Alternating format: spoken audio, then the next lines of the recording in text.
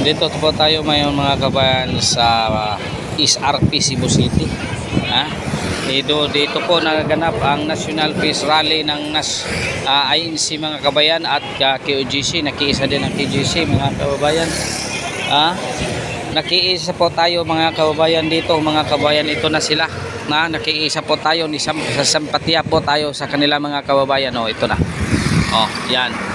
Ano yan Nandito po tayo sa SRP South Road Properties sa Cebu City mga kabayan. Dito ginanap ang ilang National Peace Rally sa Cebu City mga kababayan. Napakarami yan mga kabayan. Na dito po tayo ngayon mga kababayan. Nakiisa po tayo ngayon. Maynila, ano na mga nagaganapan dyan Maynila. Nakikiisa po tayo ngayon mga kababayan. Tingnan mo. Nakikisa po tayo mga kabayan. Dapat lang alisin na yan. Alisin na yang mga buhaya sa Kongreso. Alisin na yan ang mga buhaya sa Kongreso. Dapat lang alisin na ang mga buhaya sa Kongreso.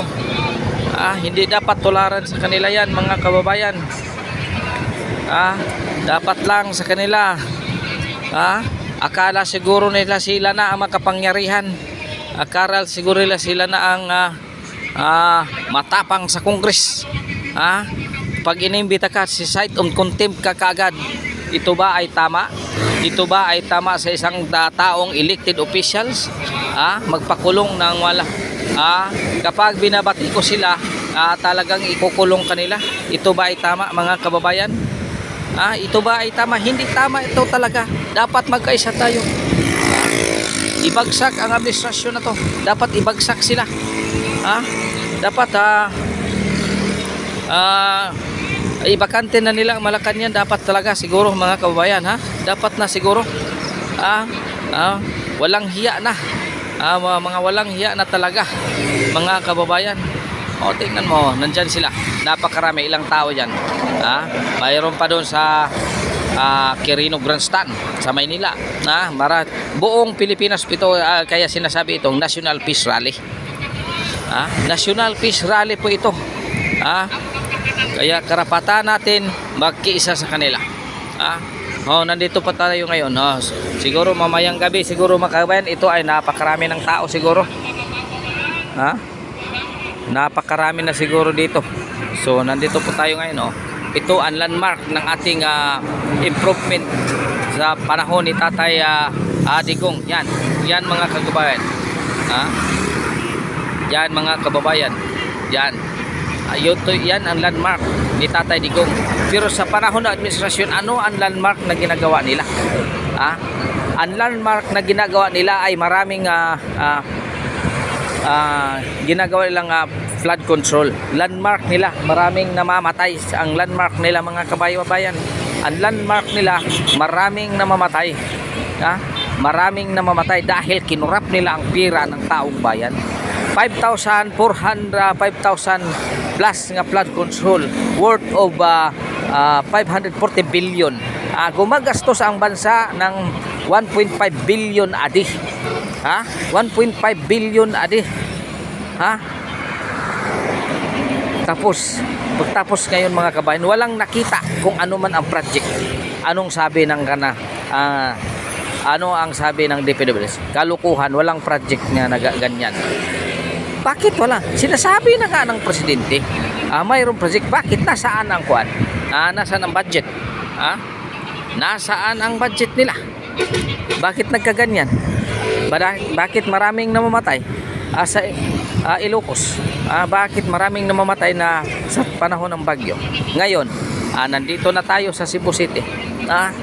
Mga kababayan, so kung hindi pa ka nakasubscribe sa aking channel, pa-subscribe, pa-like and share ang ating video para naman makita ito sa ating mga kababayan sa buong mundo. Para mag-share natin ito, i-share nyo para makita ito sa taong bayan sa buong mundo kung ano na ang kaganapan dito sa ating bansa. Talaga ito hindi maganda mga kababayan. Dapat talagang walisin ang ganyang klaseng mga buhaya. Yung iba may booking ticket na. Alam na ng lahat ng mga kababayan alam na nila. O, tingnan mo, ha. Tingnan mo. O, nandito ako po sa sa kabila ang karsada. Nandito po tayo ngayon. So, maraming tao dyan. Hindi tayo po makapunta kasi dito ako sa kabila. Nag-stop lang ako para manood kung gaano talaga karami. Mayroon na. So, ganyan talaga mga kababayan. Kaya i-share na natin to. I-share nyo. Kung hindi ka pag-subscribe, pa-subscribe sa ating channel mga kababayan. I-subscribe. Huwag nang patumpik-tumpik pa. Pag-subscribe na, like and share ang ating video para makikita ito sa buong kapuluan ng ating bansa. Kung saan ito iabot ang share ninyo, ito ay makikita na talagang nakikiisa tayo. Nakikiisa tayo sa ANC, QUGC at ang PRRD group tayo. Basta sulit tayo mga kabayan, sulit tayo, huwag tayo. Ganyang klaseng mga panggobyerno na sariling sikap lang na ang hindi pa sila nabubusog sa korupsyon. Bilyon-bilyon ang pira nga nanakaw ng ating bayan. Bilyon-bilyon. Kaya wag na silang patumpik-tumpik pa sa probinsya magkaano ang bawat botante. May tinatawag silang 5 star. Yung 5 star kinahanglan 5 star 25,000. 25,000 ang 5 star nila.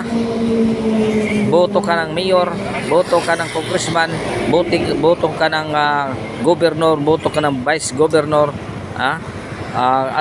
vice mayor. Ito ang tinatawag nilang 5 star. Ganyan siya mga kababayan, kawalang hiya. Saan nagaling ang pera? 5,000 bawat botante sa Davao Oriental mga kababayan. Tinatawag itong 5 star. Kung i-straight mo lang yung mga from the mayor, vice mayor, congressman, governor, vice governor, kung i-straight mo lang yan mga kababayan, may 25,000 ka. Ganyan sila kawalang hiya mga kababayan. Saan galing ang pera yan? Ikaw, ang income ng Davao Oriental, ang liit-liit, tapos magbibigay ka ng bawat botante, bawat botante ng 5,000, 25,000. Yan ba ang ating hinihintay na klaseng mga politiko na mamuno sa ating bansa? Kung sakali man kanilang pera yan, uubusin talaga nila ang pera ng gobyerno. Hindi mo makikita ang mga project na ginagawa nila. Yan talaga mga kababayan. Yan ang totoo mga kababayan. So by the way mga kababayan, maraming salamat. Salamat sa panonood ninyo. Nandito po tayo ngayon. Ito ang landmark ng ating ngayon INC sa SRP South Road, Papertes, Cebu City. Nandito po tayo ngayon mga kababayan. Dito po mga kababayan. God is good all the time, God is good. Pit Senior kaninyong tanan mga kabayan. Pit Senior po sa inyo tanan mga kabayan. Ngayong 18 Pit Senior, sad po tayo rito ngayon sa Cebu City. Pit Senior na. Maraming salamat mga kababayan.